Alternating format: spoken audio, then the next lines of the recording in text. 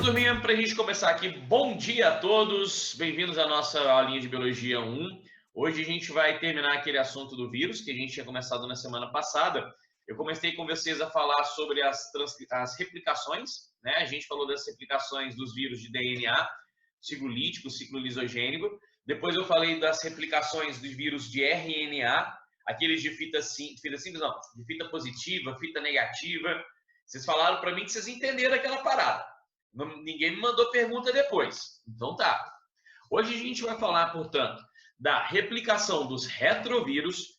Com certeza é o tipo de questão mais cobrada nas provas. Já teve uma questão até do próprio Enem falando disso daí. E aí a gente vai passar para os reinos dos seres vivos. Aí a gente fala agora de reino mesmo. Lembrando que a gente precisa separar as coisas. Você não pode, numa prova aberta, eu não sei aí quem está do outro lado, se algum de vocês vai fazer uma prova aberta, você não pode falar o reino dos vírus, porque o reino é uma classificação dos seres vivos. E como os vírus não é um consenso geral que eles são vivos, você não fala reino dos vírus, você fala grupo dos vírus, beleza? Como a gente vai agora passar para os seres vivos, aí a gente vai falar do reino. Eu tinha preparado para vocês uma aula de taxonomia hoje, mas não foi possível construir essa aula de taxonomia, que é aquela aula que a gente vai falar do reino, filo, classe, entender como é que funciona a classificação. Então, eu vou passar para os senhores primeiro a aula de reino maneira, aí eu interrompo, passo uma aula de taxonomia, que é uma coisa de 40 minutos, é rapidinho, e depois continua a matéria. Beleza? Muito bem, turminha. Como de praxe, qualquer dúvida, manda aí para mim no chat. O chat aqui está do ladinho, estou olhando para ele. Quiser mandar no privado, fica à vontade. Eu não vou falar seu nome, mas vou responder a sua pergunta. Vamos então começar. Estávamos lá no vírus de RNA, só que agora a gente vai falar do retrovírus. Esse esquema básico da síntese proteica, a gente comentou na última aula, mas eu vou falar dele de novo, porque ele é muito importante para a gente entender como é que esses vírus vão se reproduzir. Basicamente, nós temos o material genético, o DNA, que é o dono da informação, tem a receita da proteína do vírus. Esse DNA vai transcrever um RNA, vocês já sabem como é que funciona. Esse RNA será lido pelo ribossomo e, pela tradução, terá a produção da proteína. Beleza, isso aí não é dúvida para mais ninguém. Aqui, nós vamos trabalhar então com um tipo de vírus que é de RNA. Ele é chamado de retrovírus porque ele tem que fazer isso daí. Um retrovírus, diferentemente dos vírus que falamos na última aula, os vírus de RNA replicantes são aqueles que botam RNA dentro da célula e a célula já lê aquele RNA. Ele já lê a informação e já produz a proteína. Nesse caso, o RNA que o vírus coloca dentro da célula, ele tem que ser transformado em DNA. Eu preciso que vocês lembrem dos conceitos que a gente usa aqui agora. Quando um DNA produz um RNA, chamamos isso de transcrição. Agora, o que a gente quer fazer é o processo contrário. Eu tenho o RNA como molde e preciso, a partir do RNA, produzir uma molécula de DNA. Se a gente está fazendo, então, o processo ao contrário, como vai aparecer aí na apresentação, precisamos fazer um processo chamado de transcrição reversa. A transcrição normal é DNA para RNA. Como a gente está invertendo as coisas, eu tenho um molde RNA e vou produzir o DNA, vou fazer uma transcrição ao contrário, vou fazer uma transcrição reversa. Para que o vírus seja capaz de fazer isso, turminha, ele precisa de uma enzima que vai produzir o DNA a partir do RNA. A enzima, turma da manhã, que faz a transcrição reversa, recebe o nome de transcriptase reversa. Se algum dia você encarar numa prova, qual que é a grande característica de um retrovírus? O que um vírus precisa ter para ser chamado, para ser classificado de retrovírus? A resposta é essa. É um vírus de RNA que tem que possuir a transcriptase reversa. Porque com a transcriptase reversa, ela faz a transcrição reversa e produz o DNA. Eu chegou uma pergunta aqui no privado. Cacique, o DNA comum e o RNA de cadeia dupla são semelhantes? Bom, privado, são semelhantes na sua estrutura, porque eles têm duas fitas. Mas tem uma diferença básica, que permanece nesse caso, que o DNA apresentará as bases timina, né? E o RNA, no lugar da timina, apresentará a uracila. Então, mantém-se o que a gente diferenciou de RNA e DNA em questão de estrutura de base. Mas tem a semelhança, que é aquele RNA de cadeia dupla, que tem as duas fitas, que é extremamente raro, tá? Eu só falei dele com vocês em sala de aula, porque ele existe, mas a gente não preocupa com ele para a prova. Tranquilo, privado?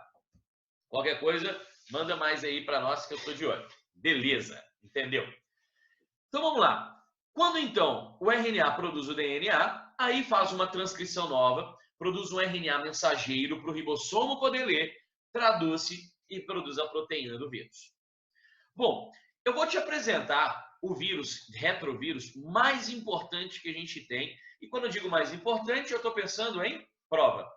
É o mais cobrado. Esse é o HIV. O HIV é o grande exemplo dos retrovírus, tá? Qual que é a estrutura que a gente tem no HIV? Bom, o HIV ele tem essa membrana, né? Esse envelope que a gente já tinha comentado na última aula, portanto é o vírus envelopado. Esse envelope ele é formado por um pedaço da própria membrana da célula, então a estrutura do envelope é igual à membrana da célula. É tão igual que temos as proteínas de contato. O que são essas proteínas de contato, turminha? São as proteínas que o vírus tem para reconhecer o tipo de célula que ele vai invadir. Lembra que eu falei com os senhores? Esses vírus, eles são muito específicos. Eles não vão atacar qualquer célula. No caso do HIV, que é o nosso grande exemplo, essas proteínas de contato, elas vão reconhecer células do sistema imunológico. Mais precisamente, linfócitos CD4. Aqueles lá bem específicos. Então, o vírus, através dessas proteínas, ele reconhece a célula e ele invade a célula que ele vai atacar. Beleza. Além disso, temos no vírus também o que todo vírus tem que ter, o capsídeo, a cápsula de proteína que protege o material genético lá dentro. Esse material genético é o RNA, porque é um retrovírus. Então, o retrovírus tem que ter RNA e tem que ter a transcriptase reversa. Lembrem-se disso. Leiam os meus lábios, minhas queridas múmias. Muita gente em prova erra isso. Fala que vírus de RNA é chamado de retrovírus. Está errado. Vírus de RNA é um universo grandão. Você tem os RNAs replicantes, aula da semana passada, que não precisa produzir o DNA, e você tem os retrovírus, que a grande característica é a transcriptase reversa. Existem outras proteínas dentro dos retrovírus que eu vou citar aqui para vocês, a integrase e as proteases. Mas essas duas proteínas, apesar de estar escrito que elas fazem, vocês só vão entender direito a função delas na hora que eu botar o desenho colorido para vocês de como que um vírus do tipo retrovírus, ele se replica. Bom, posso continuar então aqui, né, meus lindos? Não apareceu nada ali para mim então no chat. Bora continuar. Vou te mostrar então como que esse retrovírus ele age. Aí, ó, eu coloquei para vocês algo que eu vou pedir que a sua imaginação vá lá longeão e imagine que esse desenho é uma célula, tá bom? Temos então ali a célula, dentro da célula essa bola marrom que seria o núcleo, e dentro do núcleo você está vendo um cromossomo. Ótimo. Primeira coisa que a gente tem que fazer é o vírus entrar em contato com a célula. Ali então eu vou enumerando para vocês os processos que vão acontecendo e vou desenhando. Então tá aí, ó. Primeira coisa, adesão do vírus à membrana da célula. Como que ele faz isso, turma? Com aquelas proteínas de contato presentes, no caso do envelope. Temos proteínas na membrana e temos proteínas na cápsula. Uma reconhece a outra, aí o vírus entende, pô, é aqui que eu tenho que entrar. Lembra que eu falei que esse vírus envelopado, o envelope, ele tem uma constituição igual da membrana? Por isso que esse vírus ele consegue, então, penetrar na célula e, nesse caso, olha que interessante, entra na célula toda a cápsula. Não entra só o material genético, igual a gente estava fazendo lá atrás. Nos outros vírus, o vírus colocava só o material genético porque ele é o importante, né? Não é o DNA que está escrita a proteína, ou no RNA. Nesse caso, meus caros, entra a cápsula toda. E é interessante você pensar nisso. Se a célula não entendesse que essa cápsula é uma coisa estranha, esse vírus ele não ia poder fazer mal para a célula. Só que o bacana de você entender é o seguinte: entrou a cápsula, entraram proteínas virais. A célula reconhece essa proteína como uma coisa estranha. Fala, cara, eu não sei o que é isso. Então o que a gente tem que fazer? Destrói esse negócio. A própria célula, turma da manhã, que vai atacar a cápsula, e atacando a cápsula, olha lá, ela destrói o capsídeo, liberando o material genético. Então, olha que foda. O vírus espera que a célula destrua a sua cápsula, porque só assim o material genético vai ser liberado. Se a célula não tivesse feito isso, o vírus não seria inofensivo para ela. Muito bem. Temos então agora o material genético viral dentro da célula e aquelas proteínas que chegaram, as enzimas, né? Transcriptase, protease, integrase. O que a gente tem que fazer agora? Aprendemos que esse tipo de vírus ele tem que produzir uma molécula de DNA a partir desse RNA que você está vendo. E quem faz isso é a transcriptase reversa. Então dá uma olhadinha aí na imagem, turma. Desculpa aí que eu tô ficando meio mais entupido, tô achando que eu tô gripando. Não é corona, pode ficar tranquilo. Mas eu tô achando que eu tô gripando aqui. Então, meus queridos, de olho na imagem aí, essa bolinha verde, ela representa a transcriptase reversa. Então, olha lá, a transcriptase reversa vai pegar o RNA e a partir do RNA produz-se um DNA. Esse DNA, eu colori ele de preto, para você entender que esse DNA é o DNA viral. Olha que foda, ele é o DNA viral. Agora, você que estudou citologia, você estudou em divisão celular, você conhece essa parada. Um DNA, meus queridos, para ele poder funcionar, ele tem que estar onde? O DNA funcional, ele tem que estar dentro do núcleo, não é? E produzimos esse DNA fora do núcleo, lá no hialoplasma. Então, o que é o próximo passo? Eu preciso fazer com que esse DNA viral integre-se ao DNA da célula. E quem é que vai fazer isso? Eu vou colocar para vocês de novo. Olha lá. O DNA viral está fora do núcleo. Então, o DNA viral vai entrar no núcleo e nós vamos colar o DNA do vírus no DNA da célula. Quem faz isso é a proteína chamada de integrase. Entendeu por que ela chama de integrase? Porque ela integra, ela cola o DNA do vírus no DNA da célula. Nesse momento, vocês estão observando agora, essa célula ela passa a ser considerada infectada. Ela ainda não está doente. Mas como o DNA viral já está assimilado ao DNA da célula, essa célula já está infectada. Não tem mais o que fazer. Agora, a gente vai entrar naquele papo da aula de semana passada de diferenciar ciclo lítico, ciclo lítico e ciclo lisogênico.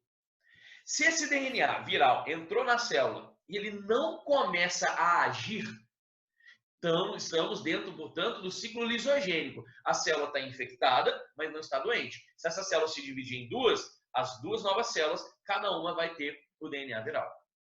Mas, se esse vírus, se esse DNA do vírus começar a agir, ele vai começar a produzir RNA mensageiro. Esse RNA mensageiro vai ser lido pela célula e, a partir disso, proteínas virais serão produzidas. Então, tá ali, ó. As proteases, que é aquela enzima que tinha entrado com o vírus, tem a função de pegar as proteínas virais e construir novas cápsulas. Então, vocês estão vendo aí, ó. Novas cápsulas do vírus foram produzidas. Novos vírus estão sendo produzidos dentro da própria célula. Uma vez que essa cápsula está pronta, precisamos fazer com que essa cápsula saia da célula para infectar uma próxima. Mas, amigos, esse HIV, eu disse para vocês que é um vírus envelopado. E que o envelope do vírus tem a mesma constituição da membrana da célula. Por que isso acontece? Porque, dá uma olhadinha aí, ó.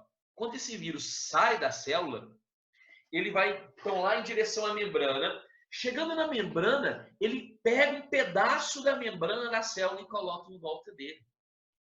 olha como é que esse vírus é um filho da mãe. Ele pegou um pedaço da membrana da célula, porque na hora que ele atacar uma próxima célula, a membrana é a mesma. Ele engana a célula, revestindo-se de uma estrutura da própria. Ele coloca um pedaço da membrana, e esse pedaço da membrana é o novo vírus.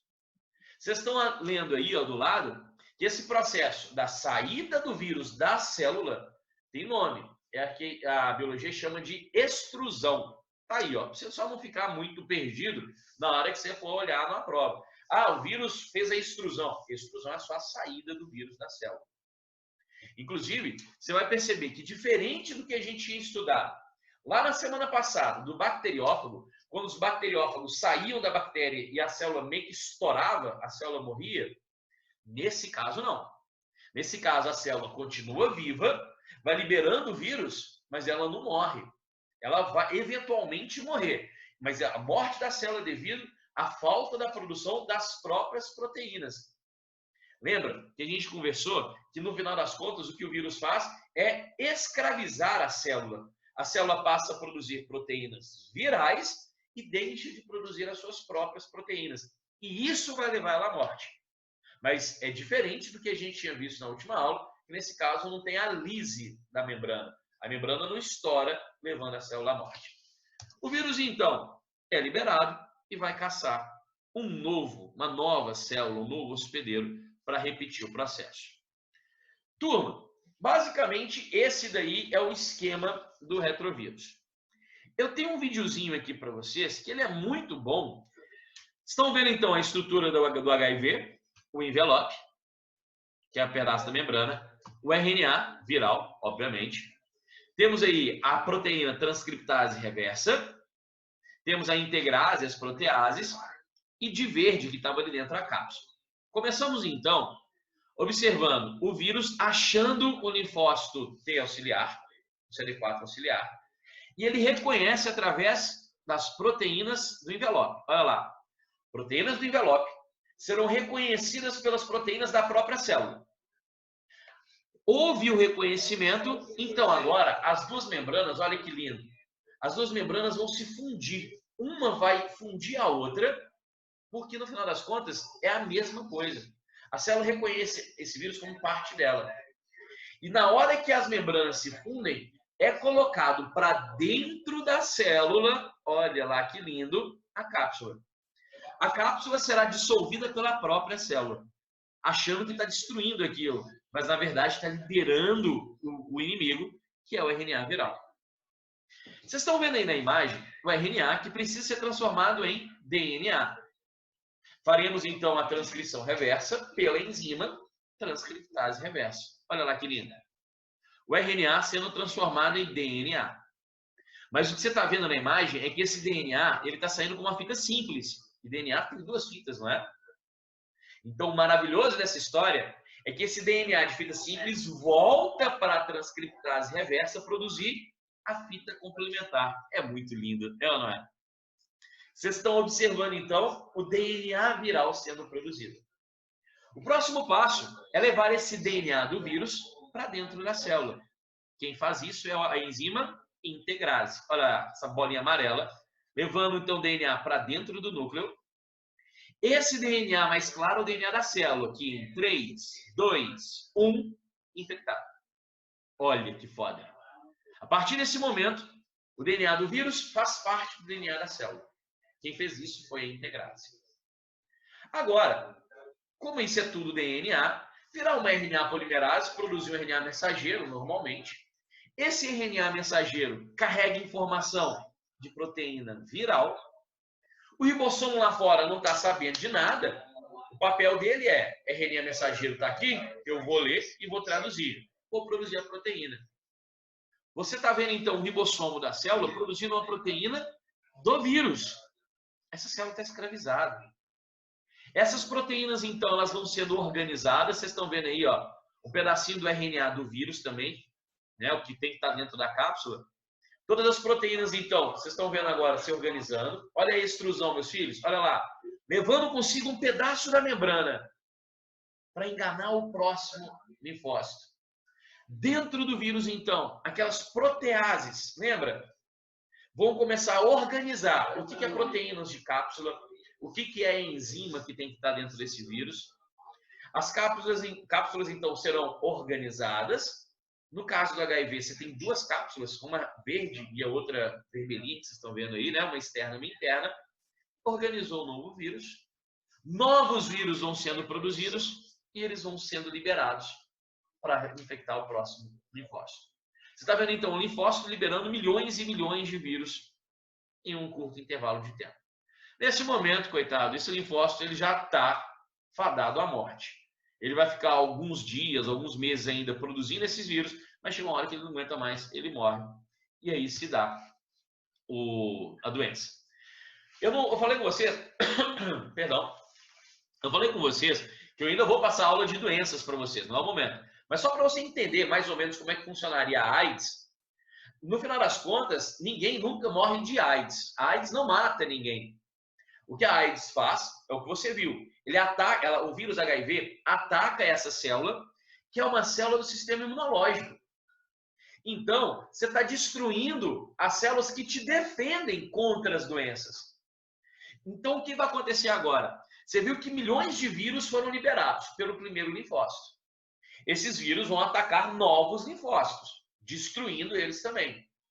Chega um momento que esse vírus está destruindo tantos linfócitos que o seu sistema imunológico está comprometido. E qualquer doença que o indivíduo venha a ter pode gerar uma consequência muito mais séria, porque ele está sem defesas. Então, para você que está aí do outro lado entender, a AIDS é uma doença perigosa? Por quê? Não por si só. A AIDS por si só não mata ninguém. Mas as doenças oportunistas matam. Então, o sujeito, por exemplo, pega uma gripezinha, né, uma gripe que seria facilmente destruída pelo sistema imunológico, mas ele não destrói, a gripe fica permanente, aí ele vai no hospital, vai se tratar. No hospital, que é um ambiente de alto risco biológico, obviamente, o cara, às vezes, ele contamina com uma bactéria que vai gerar uma pneumonia nele. E ele está sem defesa. Então, está gripado, aí agora está com pneumonia, aí pega mais uma doençazinha ali, e, cara, é uma em cima da outra, o sujeito não aguenta. Para quem não se lembra, AIDS, na verdade, é uma sigla, não é uma palavra. É uma sigla que, inclusive, está em inglês. Se fosse em português, a sigla AIDS passaria a ser sigla SIDA, S-I-D-A, que significa Síndrome da sistema imunológico, deficiência, sistema imunológico está deficiente, porque os vírus estão destruindo as células do sistema, adquirida. Síndrome da imunodeficiência adquirida, porque nesse caso não é inato. Aquele cara, aquele indivíduo, não nasceu com essa síndrome. Ele adquiriu essa síndrome quando foi contaminado pelo vírus do HIV. Então, síndrome da imunodeficiência adquirida, SIDA, em inglês, AIDS. Beleza. Isso daí é só para você ter uma noção geral que a AIDS, com certeza, é uma das doenças que a prova mais gosta de cobrar de vocês. Inclusive, vocês estão vendo aí, ó, uma questão do Enem de 2015. Olha aí que linda. Queridos, conseguiram fazer a questão? Olha lá, ó. O gel vaginal poderá ser um recurso para as mulheres na prevenção contra a AIDS. Esse produto tem como princípio ativo um composto que inibe a transcriptase reversa viral. Pronto, já te entregou tudo que você precisava. O que esse gel vaginal faz, então, é inibir a transcriptase reversa do HIV. Essa ação inibidora é importante, pois a referida enzima... O que a prova te cobrou? Nessa questão, meus caros, a prova cobra de vocês a função da transcriptase. É uma das coisas que a prova mais gosta de cobrar de vocês. Cara, quando a célula está infectada, beleza, eu sei que você entende mais ou menos como é que funcionar, mas eu quero saber como é que a célula será infectada. Eu boto um RNA, esse RNA terá que ser transformado em DNA, e esse DNA vai entrar na célula. Como é que funciona isso? Transcriptase reversa. Então, a ação inibidora é importante, pois a referida enzima corta a dupla hélice do DNA, produzindo um molde para o RNA viral. Não, isso é a transcrição normal. A letra A está errada, não é isso. Produz moléculas de DNA viral que vão infectar células sadias. essa função do RNA, turma? Desculpa, da transcriptase reversa? Ó, produz moléculas de DNA viral que vão infectar células sadias. A princípio, é aquele tipo de alternativa que você vai encontrar muito em prova do Enem. Essa alternativa ela não está totalmente errada, mas temos uma alternativa mais certa. Olha a letra C. Polimeriza moléculas de DNA. Para você que está aí do outro lado e não está muito acostumado com esses termos, gente, polimerizar, nesse contexto, significa construir. A referida enzima constrói, polimeriza moléculas de DNA, tendo como molde RNA viral. Perfeito. É o que a transcriptase reversa faz. Pega o RNA do vírus, usa ele como molde para produzir um DNA. E esse DNA, ele irá infectar a célula. Então, a letra B que eu falei com vocês, está faltando dizer que a transcriptase reversa polimeriza DNA viral? Sim, mas sempre a partir de um RNA. Entendeu por que a letra B não deveria ser marcada e a letra C sim? Na letra D, promove a entrada do vírus da AIDS no linfócitos T. Não é a transcriptase que faz isso. Você que está aí do outro lado acompanhando a aula, você já entendeu. Quem que vai promover a entrada do vírus na célula são aquelas proteínas de contato que existem na superfície do envelope, que vai reconhecer o linfócito T. E a letra E, sintetiza os nucleotídeos que compõem o DNA viral. Essa não é para qualquer um, não. Obviamente, a letra E está errada. Mas você entendeu o que a letra E está falando? Gente, um DNA, um RNA, foi na primeira aula, lá em fevereiro, que a gente teve. São ácidos nucleicos formados por moléculas menores, os tijolinhos chamados de nucleotídeos. Então, para um vírus construir um DNA novo, a partir do seu RNA, ele precisa de vários nucleotídeos para colar um no outro e formar o DNA. E quem que produz esses nucleotídeos? A própria célula. A célula tinha os seus nucleotídeos para construir o seu material genético. O vírus foi lá e falou assim, cara, me dá esses nucleotídeos tudo, que eu vou construir o meu DNA. Então, a letra E não é a transcriptase, nem o próprio vírus que produz, que sintetiza os nucleotídeos. É a célula que já tinha os seus nucleotídeos e o vírus aproveita esses nucleotídeos para construir um DNAzinho com informação de proteína viral. Portanto, essa questão de 2015 ela é muito legal para você entender como que esse assunto é cobrado. Para a prova, eu julgo mais importante, dentro do grupo de vírus, você ter uma noção da estrutura viral e conhecer para caralho a replicação dos retrovírus. Esses são bastante cobrados.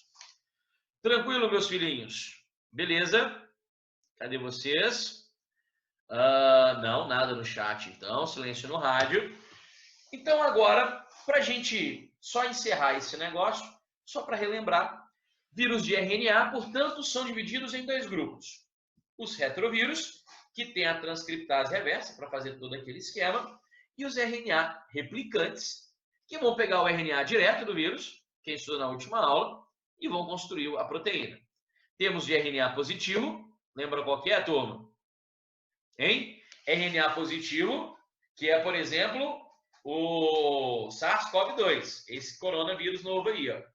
RNA positivo, jogou lá dentro da célula, o ribossomo já pega o RNA, já lê, já produz a proteína. RNA negativo. O RNA negativo, o vírus coloca o RNA dentro da célula. Esse RNA não pode ser lido ainda. Então, temos que construir um RNA a partir desse RNA, um RNA novo. Quem faz isso? Você lembra? Nome da enzima que vai produzir um RNA novo a partir de um outro RNA. RNA polimerase. Lembra? RNA polimerase porque polimeriza um novo RNA. Produz uma nova molécula de RNA. Mas essa RNA polimerase usa como molde uma outra molécula de RNA. Por isso que a chamamos de RNA polimerase dependente de RNA. Falamos disso na aula da semana passada e que inclusive já está lá no YouTube e vocês não estão assistindo. Eu vou parar de colocar essas aulas no YouTube porque ninguém assiste minhas aulas.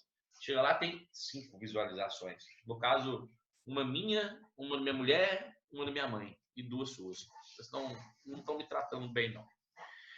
E por último, que foi até um assunto de a pergunta do privado aqui, o RNA de cadeia dupla, que também vai produzir novas moléculas de RNA, só que esse super raro, a gente não vai trabalhar com ele não.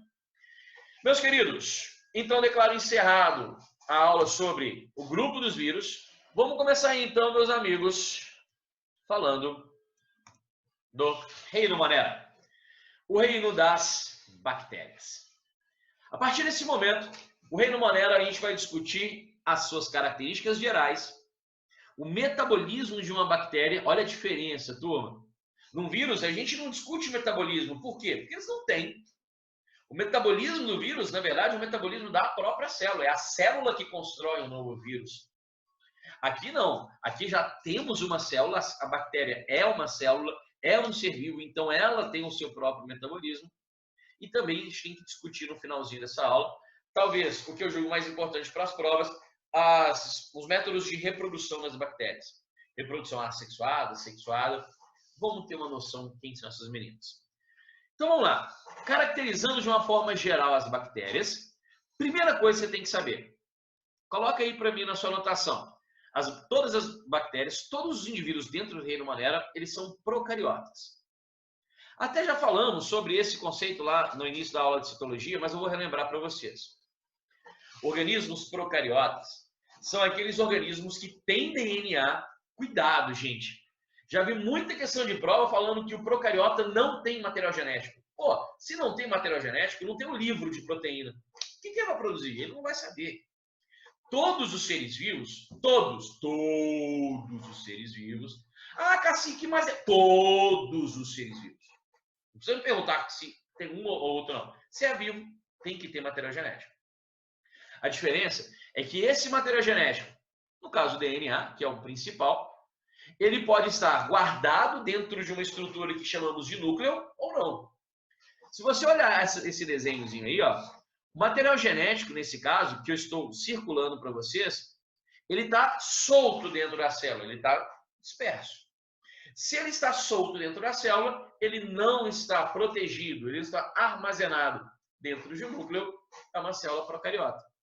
Diferente daquelas que a gente já conhece, as células eucariotas.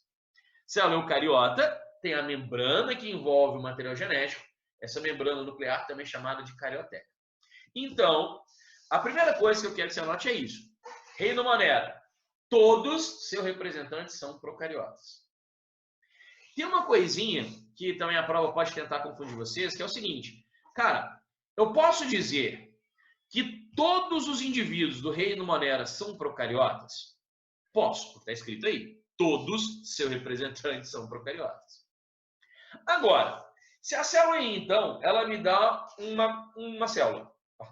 Oh, meu Deus. Se a prova, então, me dá uma célula. Tá aqui, ó, a célula. Meu mouse é uma célula. Aí a prova te fala, ó, eu vou abrir essa célula, você olha no interior dela, você vê que o material genético está disperso. Então você fala, opa, essa é uma célula procariota. Óbvio que essa é a conclusão. A pergunta que a prova pode fazer é o seguinte, cara, já que essa célula é uma procariota, você deduziu aí para mim, você pode me afirmar com certeza que essa célula pertence ao reino Monera? Ou seja, deduzimos que todo Monera é procariota, verdade. Mas será que todo procariota, você está entendendo onde eu quero chegar? Toda célula que tem o DNA solto é considerado um reino Monera? Você vai anotar aí para mim que isso é verdadeiro. Tchim, tchim. Sim, todo procariota é Monera. Vocês já devem ter ouvido falar, dentro dessas aulas de biologia, eu acredito que vocês já ouviram falar, vocês devem lembrar muita coisa sobre o tema, sobre as algas azuis. Algas azuis eram chamadas de algas porque elas se portavam como alga. Lembrando, rapidamente, que alga não é planta. A alga pertence ao reino protista, das algas que apareceram as plantas. Entenderam a diferença? A alga é, então, um antecessor às plantas. Então, os cientistas na época estudavam essas estruturas e falavam assim, cara, esse negócio é igual a alga, faz fotossíntese, depende de muita água para sobreviver e tudo mais. Só que um dia, um cara mais curioso pegou uma dessas algas azuis e falou assim, velho, deixa eu ver como é que ela é por dentro. Pegou uma alga azul, abriu uma alga azul e quando olhou dentro da célula, viu que o material genético, que o DNA, estava solto, não tinha núcleo. Então, o que eles tiveram que fazer? Pô, isso aqui então não é alga. Isso daqui é um procariota, então eu tenho que pegar essa alga e colocar no reino Monera. Porque toda célula que tiver o núcleo, desculpa, tiver o DNA solto, tem que pertencer ao reino Monera. Então, o que antes era chamado de alga, agora é chamado de cianobactéria. E para você aí que entende do assunto, o que significa ciano, meus queridos? Ciano, se você olhar a sua impressora, se você tiver uma impressora em casa e ela for colorida, aquele pigmento que a gente acha que é azul, na verdade é ciano. Ciano é um tom de azul. Então, colocou o nome de cianobactéria porque é uma bactéria azul. Estou te dando esse exemplo para você lembrar. Viu na prova um desenho igual esse daí, uma célula com DNA solto, é procariota, é bactéria e acabou. Não tem história. Não tem exceções para isso. Além disso, toda bactéria ser procariota, toda bactéria também deve ser unicelular. Ou seja, todo o organismo, todo ser vivo é constituído de apenas uma célula. Só uma célula. Toda bactéria é unicelular. Diferente dos outros reinos que podemos, por exemplo, encontrar nas plantas organismos pluricelulares, que é o nosso caso. O organismo Bruno Cacique é formado por trilhões de células juntas. Então, eu sou um organismo pluricelular. A bactéria não. A bactéria é unicelular. A prova vem e fala com vocês assim: ah, eu vou colocar na prova, tá? Pega uma bactéria, cola na outra, cola na outra, cola na outra, cola na outra. Aí você está lá vendo assim, uma colônia de 300 bactérias. Todas elas agem assim de uma maneira muito parecida. Uma pega o alimento, distribui para as outras, elas se protegem. Aí a prova vai te perguntar, cara, essas 300 bolinhas podem ser consideradas uma bactéria só? Não, nunca!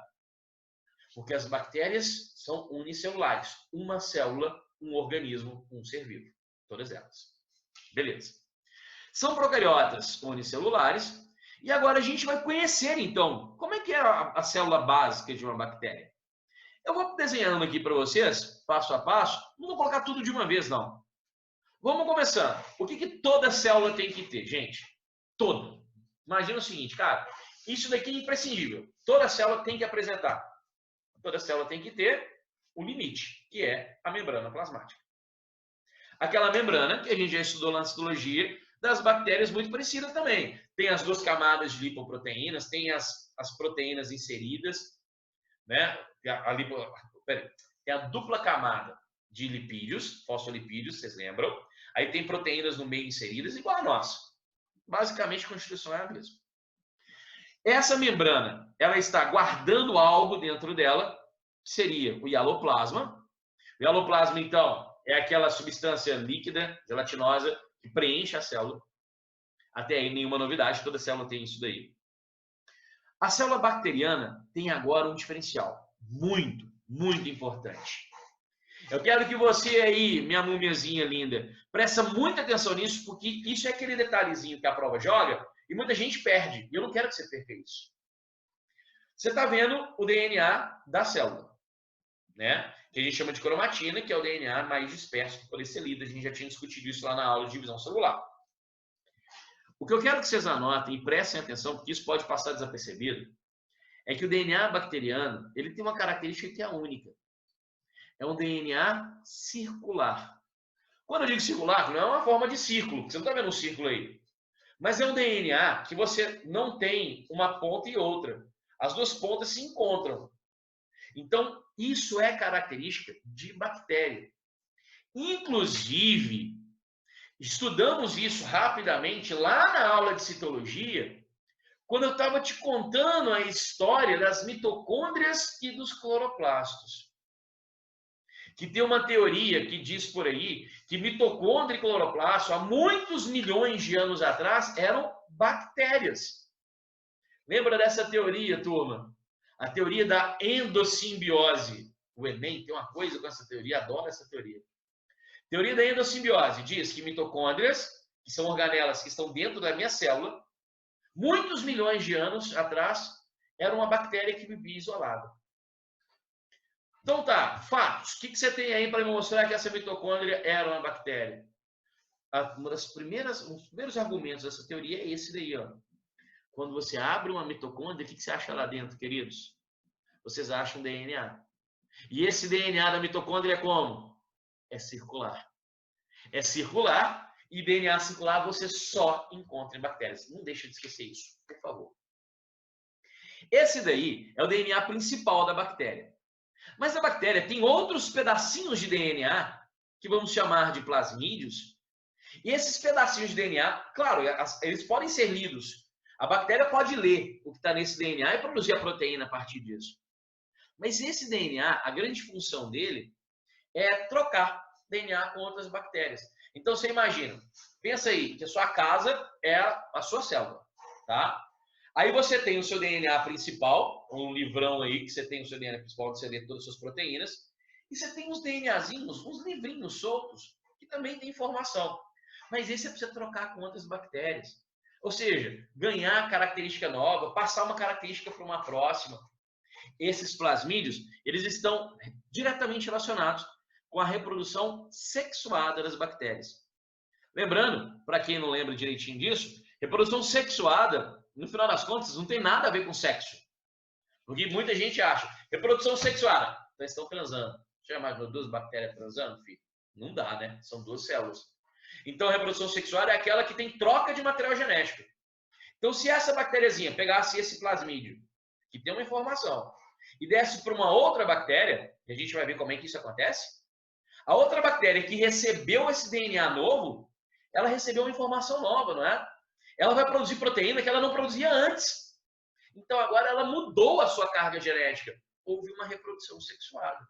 É só isso. Se você muda a informação que uma célula tem, você tem a reprodução sexuada.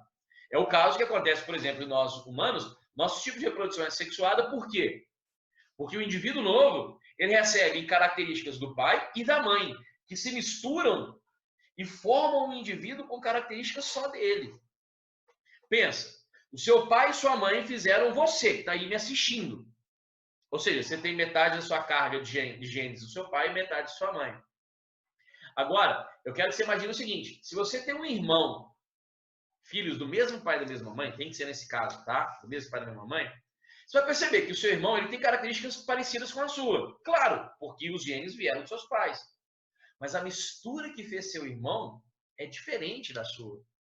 Ele tem características que é só dele, que você não tem. Mesmo quem deu os genes serem as mesmas pessoas, o mesmo homem e a mesma mulher. Então, as informações vão mudando e você pode ser cobrado na prova como é que isso faz. Por que meu irmão e eu temos características diferentes? Crossing over, meiose, prófase 1. Lembra? Que lá os cromossomos homólogos vão trocando informações entre eles. Você ganhou o tipo de cromossomo de sua mãe e seu irmão ganhou um cromossomo ligeiramente diferente. Então tá aí, ó. A Aninha me mandou aqui, ó. Mutação vai acontecer no plasmídio. Aninha, a mutação pode acontecer em qualquer um deles. Tá? A mutação é uma transformação. O DNA mudou. Mas quando acontece no plasmídio, não vai fazer diferença. O negócio é que você tem que entender. O DNA principal, ali estão as principais proteínas que toda bactéria tem que produzir. Esse, ele não dá para ninguém. Agora, os plasmídios vêm com informações novas. Para vocês terem uma ideia, é o seguinte, quando uma bactéria ela passa a ficar resistente a um tipo de antibiótico, a bactéria ela não é resistente. Aí você imagina, eu sou uma bactéria que eu não sou resistente a antibiótico, ou seja, se eu jogar antibiótico em mim, eu vou morrer, estou fodido. Mas aí um dia, eu, bactéria, morrendo de medo de chegar um dia, achar esse antibiótico na minha frente, eu ganho um plasmídio de uma outra bactéria. Aí uma outra bactéria me deu um DNAzinho. Aí eu ganhei o plasmídio. Aí eu vou ler, quando eu, bactéria, leio esse novo plasmídio faz eu produzir uma proteína que eu vou ficar resistente ao antibiótico. Muita gente fala, essa bactéria sofreu uma mutação. Mentira. Essa bactéria reproduziu-se sexuadamente. Ou seja, eu, bactéria, que antes era... Oh, meu Deus, surgiu a palavra aqui. Eu não era resistente a antibiótico, eu era sensível ao antibiótico. Eu ganhei uma informação e agora eu sou resistente. Mas a gente vai falar melhor disso na aula de evolução, que é, inclusive, uma das aulas que eu mais amo na minha vida, que aí você vai entender como é que isso acontece direitinho. Bom, se você tem, entendeu, Aninha? Beleza? Então, a mutação pode acontecer tanto na cromatina principal como nos plasmídios. A mutação é só uma mudança do DNA. Como você tem o DNA e esse DNA tem informação de proteína, você precisa produzir a proteína. E quem produz proteína? Os ribossomos. Então, vocês estão vendo aí, ó, a estrutura de uma bactéria, cara. Super simples. Só que ela não é tão simples quanto um vírus, porque o vírus é só o DNA. A cápsula de proteína é só para transportar o DNA de uma célula para outra. A bactéria não. Ela é simples? É, mas ela é eficiente. Ela tem o DNA, ela tem o seu ribossomo, portanto tem o seu próprio RNA, ela produz a própria proteína, ela tem uma membraninha que protege ela do ambiente externo, tá tudo aí. Agora, vocês estão vendo então a estrutura básica, toda bactéria tem que ter isso daí, tá bom? Eu vou passar para vocês agora alguns opcionais que a bactéria pode ter, que são, vamos lá, deixa eu passar aqui, ó, passa, tio. Olha lá. A maioria das bactérias, além da membrana, vai ter uma estrutura de resistência que é a parede celular. Opa, chegou no privado aqui. A cromatina é só usada para produção, deve ser reprodução, né, privado? A cromatina é só usada para reprodução assexuada. Olha, na reprodução assexuada, a cromatina ela não é usada para reprodução. Só pensa comigo o seguinte, turminha, e o privado que me perguntou. A cromatina tem a informação das proteínas que a bactéria precisa. É isso, essa é a função da cromatina. Ela é usada para isso. Mas se a bactéria for dividir em duas, as duas bactérias novas têm que ter a mesma informação. Então o princípio é o mesmo. Você vai pegar essa cromatina, que é o cromossomo circular, vai tirar uma cópia dele e vai pegar uma cópia pôr numa bactéria e uma outra cópia na outra bactéria. Então, quando o privado me faz a pergunta, a cromatina é só usada para reprodução assexuada? Não. A cromatina é só usada para produzir proteína. Essa é a função. Mas quando eu vou fazer uma reprodução assexuada, ou seja, eu não vou alterar a informação, eu tiro uma cópia perfeita dessa cromatina para colocar na outra bactéria. Tranquilo, privado? Beleza? Coloque aí para mim depois se você entendeu. Agora vamos voltar aqui para essa estrutura. Você está vendo então que temos a membrana e além da membrana temos a parede. Gente, pelo amor de Deus, cuidado para eu não confundir os dois. Membrana celular toda bactéria tem que ter. Parede celular, a maioria tem. Não é obrigatório ter, não. Essa parede celular é um algo a mais, é um opcional, que eu falei com vocês, não é um obrigatório, é um opcional. Que é feito aí, ó, de mucopolissacarídeos, aí, porque o chat está aqui na frente, olha lá. São polissacarídeos, são carboidratos, representados principalmente aí pelos peptoglicanos e um carboidrato bem específico, que é a mureína. Cacique do céu, tem que saber esses nomes? Compadre, tem. Tem por um motivo. Essa estrutura chamada de parede celular, você não encontra só nas bactérias. Na verdade, a grande maioria dos seres vivos tem parede celular. Nós, animais, não temos. Nenhum animal tem parede celular, não tem. Mas bactéria tem, alga tem, que é protista, fungo tem e planta tem. Então você vê, são 5 reinos. Nós estamos no primeiro, reino Monera. Depois vamos passar para o reino protista, que vai estudar as algas e os protozoários. Tem o reino fungi, o reino das plantas e o reino animal. Dos 5 reinos, olha que mão gordinha, dos 5 reinos, meus filhos, 4 tem parede celular. Então a parede celular é muito mais comum do que a gente imagina. A gente acha que parede celular quase ninguém tem, porque nós animais não temos, né? Mas os outros seres vivos todo mundo tem. Então eu estou querendo te falar o seguinte, por que você tem que conhecer o nome peptoglicano? Peptoglicano é mais importante. Porque a prova vai te falar o seguinte, amigo, já que parede celular todo mundo tem, bactéria tem, fungo tem, planta tem, qual a diferença entre elas? A diferença das paredes celulares é a sua composição, de que ela é feita. Então, só para você ter uma ideia, a parede celular das bactérias é um carboidrato que chamamos de peptoglicano. Tem que saber isso. A prova falou assim, cara, eu tenho uma célula que a parede celular é feita de peptoglicano. Bactéria, já sei. Porque uma parede celular, por exemplo, de um fungo é feita de um outro carboidrato, que é a quitina. A da planta e da alga também é um outro carboidrato, que é a celulose. Então, você que está aí me perguntando, Cacique, eu tenho que saber esse nome? Tem que saber, porque a prova vai te me pedir qual a diferença entre as paredes celulares. E a diferença é a sua composição, e a bactéria apresenta a sua composição de peptoglicano. Legal? Beleza. Algumas bactérias, além da parede celular, vão colocar uma gelatina em volta da parede, que vamos chamar de cápsula. Então, toda bactéria tem que ter a membrana. A maioria tem a membrana e a parede. E algumas bactérias, além da parede, vão pôr a cápsula. Essa cápsula, como está escrito, é um envoltório gelatinoso que protege essa parede celular. Essa cápsula aumenta a periculosidade da doença. E agora eu vou te explicar por quê. Ó, inclusive, vai ser bom que agora você vai ter argumento legal para conversar com os outros, principalmente nessa época de pandemia.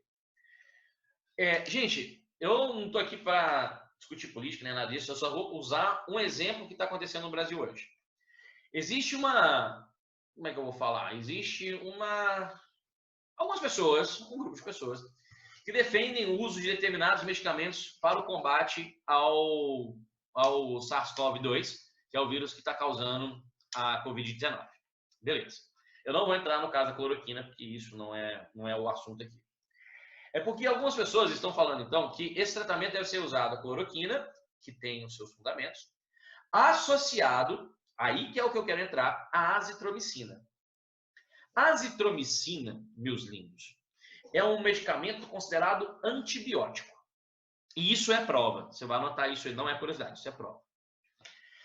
Então, estão dizendo aí, tem uma galera aí que fala assim, cara, foi contaminado pelo Covid, vamos tomar azitromicina que você melhora.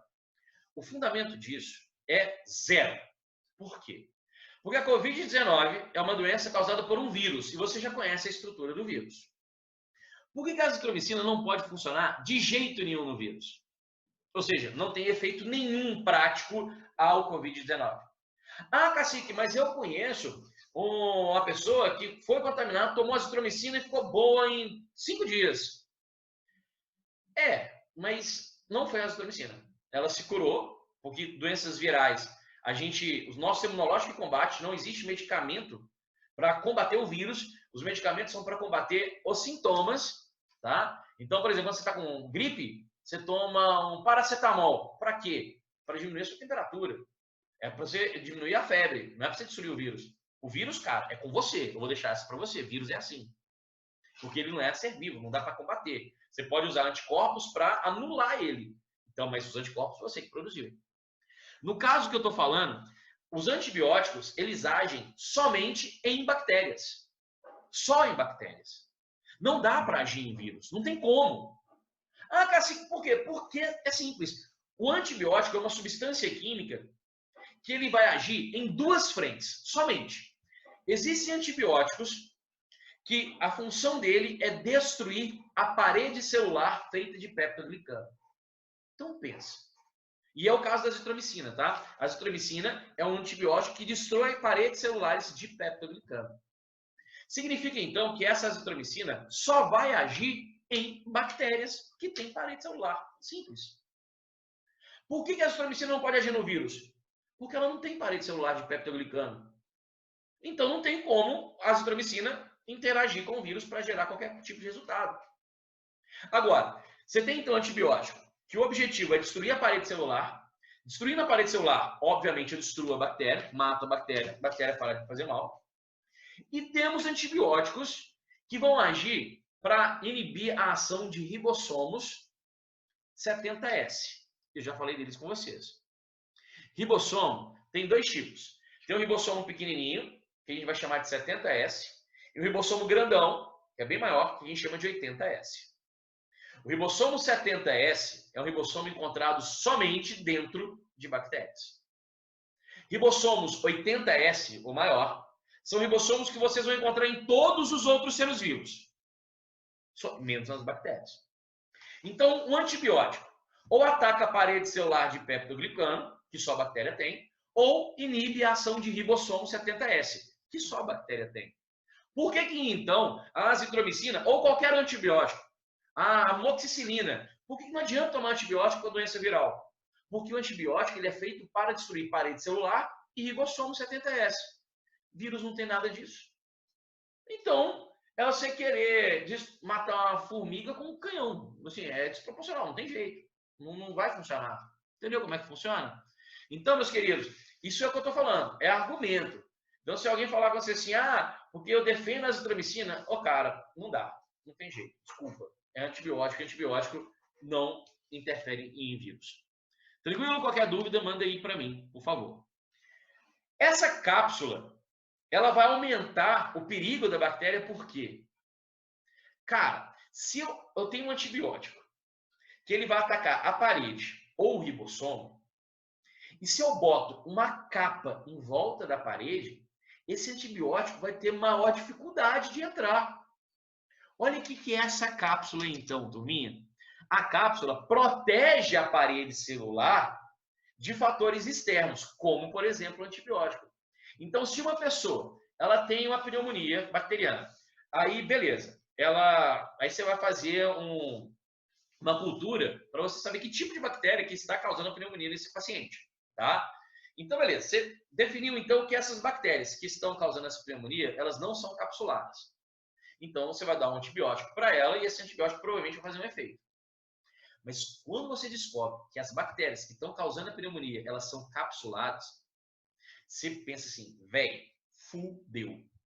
Porque o antibiótico que eu vou dar vai ter uma dificuldade enorme de agir, porque ele não consegue encostar na parede, porque ela está protegida, muito menos no ribossomo que está lá dentro da célula. Então, essas bactérias capsuladas, elas aumentam a periculosidade por causa disso. Elas não causam uma doença pior. Elas dificultam o tratamento da doença. Pegou isso daí? Essas daí, meus amores, essas bactérias capsuladas, são as que nós chamamos hoje, é um tipo, né? Que a gente chama de superbactéria. Superbactéria, então, é uma bactéria capsulada, muito resistente ao antibiótico. E isso daí, elas fazem de forma aleatória.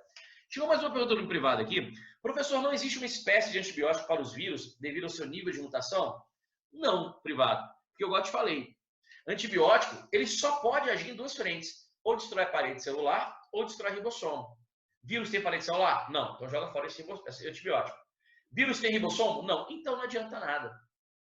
Quando você me pergunta se tem um antibiótico em relação à mutação, a mutação, privado, e para quem também tem essa dúvida, é somente uma alteração no material genético. Isso, gente, acontece quando você vai tirar uma cópia dele. Não tem como você prevenir uma mutação. Não tem jeito. Eu tenho, então, aqui uma lista de exercícios. Eu vou tirar uma cópia, mas eu vou escrever, tá? Não vou tirar um xerox. Então, eu vou tirar uma cópia. Eu posso errar uma palavra, eu posso mudar uma vírgula. Então, como é que eu previno isso? Isso é aleatório. Entendeu, gente? Não dá para você se prevenir contra a mutação, porque a mutação simplesmente acontece. Tá bom, privado? Então, aí você conheceu agora a grande estrutura da bactéria. E quando a gente fala de doença, de prevenção, a nossa preocupação sempre se dá em relação à sua parede celular e essa cápsula. Inclusive, para quem já ouviu falar, eu não vou entrar nesses detalhes, mas para quem já ouviu falar, as bactérias elas são divididas em dois grupos, gram positivo e gram negativo, que é em relação à presença ou não dessa cápsula aí. Então, tem bactérias que são gram negativo, são as que têm cápsula, são mais difíceis de tratar, então você vai ter que usar um antibiótico bem específico, bem forte. E tem umas gram positivos que não têm a cápsula, então tem a parede exposta, e aí os antibióticos podem agir melhor. Então, meus queridos, tá vendo? Olha aí, ó, você achou que essa aula de bactéria, esse é aquele negócio chato? Mentira, eu acabei de te dar argumento para você conversar aí nessa pandemia. Não aceita ninguém falar que a azitromicina é um remédio eficiente no tratamento da Covid-19. Porque você está aprendendo a sua aula de biologia. E, gente, não é o professor Bruno que está falando, não é o Cacique que está falando, é a biologia que fala. Eu sou simplesmente um porta-voz da biologia. Vírus, não há remédio eficiente. Não tem. Cacique, então nós estamos fodidos. Não, a gente procura um remédio para tratar os sintomas dessa Covid-19. Na hora que a gente tiver um remédio que vai segurar os sintomas, cara, beleza. O meu sistema imunológico toma conta dos vírus. Enquanto eu não estiver apresentando sintomas que podem levar ao óbito, tá tranquilo. Vírus não tem remédio. Bactéria tem remédio, porque agora eu consigo atacar essa bicha aí. Até porque, você entendeu. O vírus, quando ele está ativo, meu filho, ele está onde? Ele está dentro da sua célula. Como que você vai destruir um vírus que você acabou de ver, cara? O vírus, na verdade, é um DNAzinho que está misturado ao meu DNA. Então, para destruir esse DNA do vírus, eu tinha que destruir a minha célula inteira. E é justamente o que eu não quero. Porque se eu destruir a minha célula inteira, o vírus já vai fazer isso também. Eu vou ficar doente. Vocês estão entendendo, galera? E isso é muito legal a gente conhecer nessa época, né? Você entender mais ou menos como é que funciona o processo. Cara, é mesmo, não dá para destruir o vírus. O que eu posso fazer é, aquela célula infectada é soldado que ficou para trás. Não tem como salvar mais aquela célula. O que eu preciso fazer é, na hora que essa célula soltar os novos vírus, eu tenho um jeito de evitar que esses novos vírus infectem novas células. E como que eu faço isso? Sistema imunológico. O sistema imunológico produz anticorpos.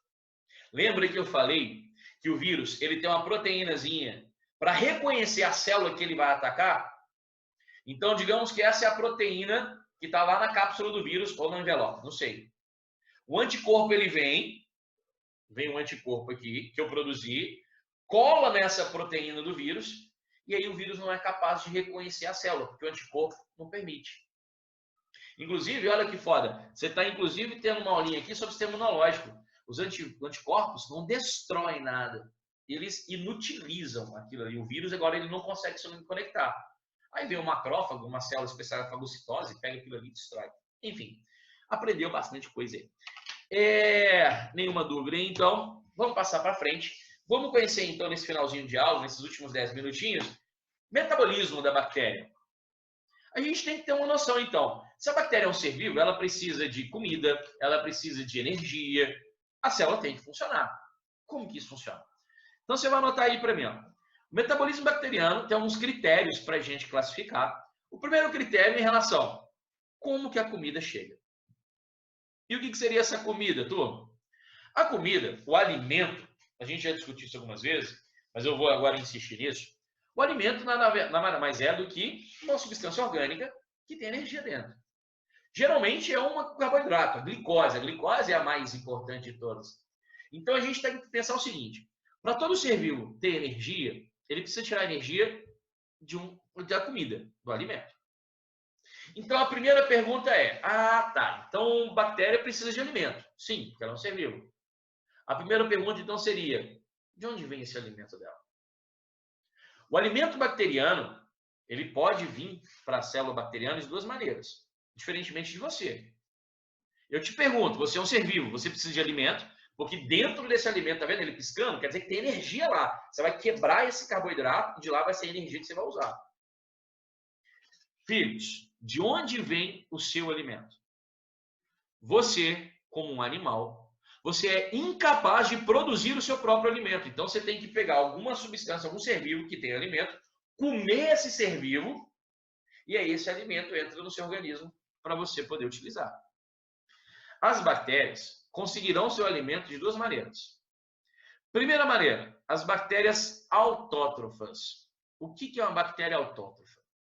Esse conceito autótrofo refere-se a seres vivos que são capazes de produzir o próprio alimento, ou seja, essa molécula cheia de energia não virá de fora, a própria célula produz. Olha aqui, ó. Você tem uma bactéria, está vendo o alimento surgindo dentro dela? Não tinha, agora tem. Se não tinha, e não entrou nada, e de repente apareceu alimento dentro da bactéria, conclusão, ela produziu o próprio alimento. E como que ela vai fazer isso? Tivemos até algumas aulinhas, né, sobre isso lá no processo de citologia. A bactéria pode fazer fotossíntese? Sim, bactérias fazem fotossíntese. Fotossíntese, senhores, não é um processo exclusivo dos vegetais. Não, a bactéria faz fotossíntese. Ela vai ali a pegar, no caso, ela não pega água, né? Ela vai pegar um composto de enxofre ali, mistura com gás carbônico, com luz, porque a fotossíntese é a energia que estará dentro do alimento. Olha o alimento aí, ó. O CH2O é o carboidrato. Dentro dele tem energia. De onde vem a energia? Nesse caso, da luz. Bactérias que fazem isso daí, ó, fotossíntese, são bactérias que eu coloquei um exemplo, sulfurosas, cloróbio, enfim, o exemplo não é importante. O importante é você entender, cara, bactéria faz fotossíntese. Tem bactéria que faz fotossíntese. E tem bactérias também que vão fazer a quimiossíntese. Vocês lembram, turminha? Minhas maminhas queridas, vocês lembram qual a grande diferença entre a fotossíntese e a quimiossíntese? O objetivo dos dois é o mesmo, é produzir a molécula com energia, o alimento. O importante é a gente ficar olhando, essa energia que está no alimento vem de onde? Se vier da luz, é uma fotossíntese. Se vier de um composto inorgânico, ou seja, de uma substância química, é quimiossíntese. Então, olha aí, ó. Essa bactéria, ela está pegando amônia, pegando oxigênio, reage, forma ali, então, um composto de nitrogênio e água. Esse composto de nitrogênio, ele tem energia. E é dali que essas bactérias vão tirar energia para produzir seu alimento. Então, meus queridos, primeiro critério de metabolismo bacteriano é você definir como que obtém o alimento. Bactérias que produzem o próprio alimento, ou fotossintetizantes, ou quimiosintetizantes. Tá bom? Achei que tinha chegado a pergunta, não chegou. E também tem aquele tipo de bactéria que, cara, eu não consigo produzir comida. Se você não produz alimento, você precisa da comida. Se você não produz, de onde que vem? Tem que vir de fora. Essas são as bactérias heterótrofas. Que o alimento tem que ser absorvido do meio. Então dá uma olhada aí, ó. Olha essa bactéria. Ela precisa de comida. Ela não sabe construir a própria comida, o próprio alimento. Então, nesse caso, essa comida, esse alimento tem que vir de fora, tem que vir no meio. Então, para você aí que é curioso, que tem essa alma cientista, e fala, você vai entender. Se a bactéria está absorvendo o alimento do meio, tem uma pergunta aí. De onde está vindo essa comida então, cara? Não foi ela que produziu, está vindo do meio, beleza, mas de onde?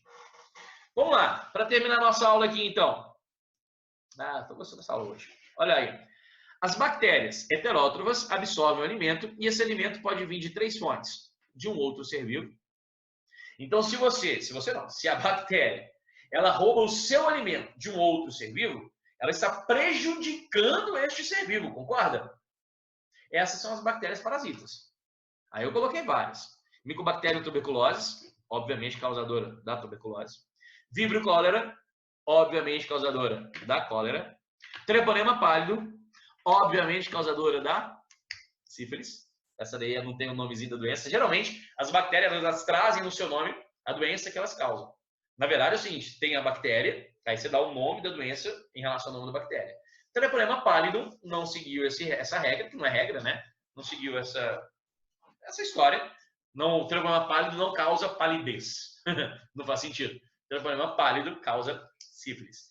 Todas essas bactérias, enfim, elas vão roubar o seu alimento do ser vivo, prejudicando ele. E se está prejudicando, gera uma doença. Enfim, então são bactérias parasitas. Temos bactérias que vão roubar o seu alimento de matéria orgânica que já morreu. São as decompositoras. Então, sei lá, um macaquinho morreu na floresta. O corpo do macaco está cheio de alimento, que o macaco não mais vai aproveitar. Por quê, cacique? Porque morreu. Porque se morreu, ele não precisa de alimento mais. Então, toda essa comida que está no corpo do macaco será aproveitada por essas bactérias, as decompositoras. Então, daí, ó, obter o alimento a partir de decomposição de matéria orgânica que já morreu.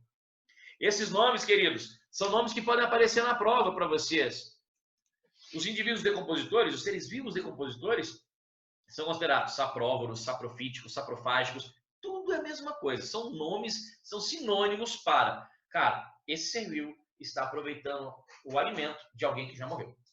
Então, se morreu, deixa eu pegar para mim, não estou prejudicando ninguém. É até bom que faz a material ciclado, né? E por último, então pensa aí, gente. Você tem bactéria que rouba de um ser vivo, parasita.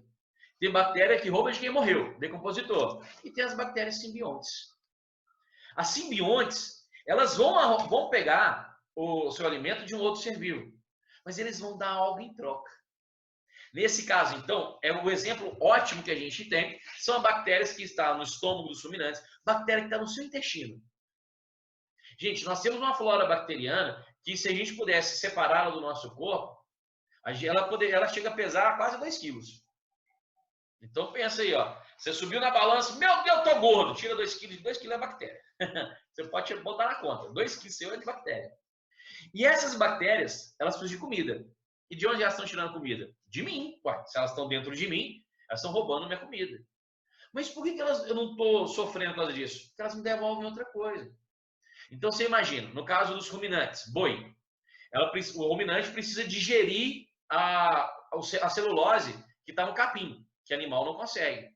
Então a bactéria, sabe o que ela faz? Ela faz o seguinte, ó, boi, você come a celulose aí, deixa que eu quebro a celulose para você.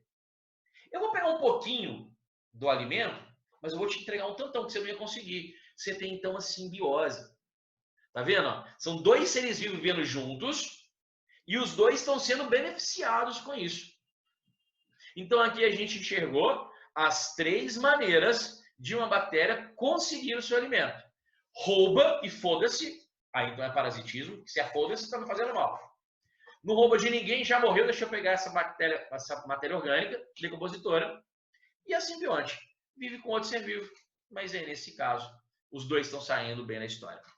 Tranquilo, meus queridos? Beleza? Gente, então, seguinte, agora é a hora que o númerozinho aí, 20, vai diminuindo. 20, 19, 19... Turma, obrigado a todos pela presença, foi lindo, eu achei essa aula muito legal, espero que vocês tenham gostado também. Semana que vem a gente continua com esse processo, eu vou terminar com vocês os tipos, oh meu Deus, o metabolismo, que a gente vai falar de como que ela quebra o alimento, depois vamos falar de reprodução bacteriana e a gente fala um pouquinho de taxonomia sistemática. Tá? Obrigado a todos, um grande beijo, foi maravilhoso estar mais uma vez com vocês, beijão, fiquem com Deus, mas fiquem com Deus em casa. Beijão, tchau turma, tchau.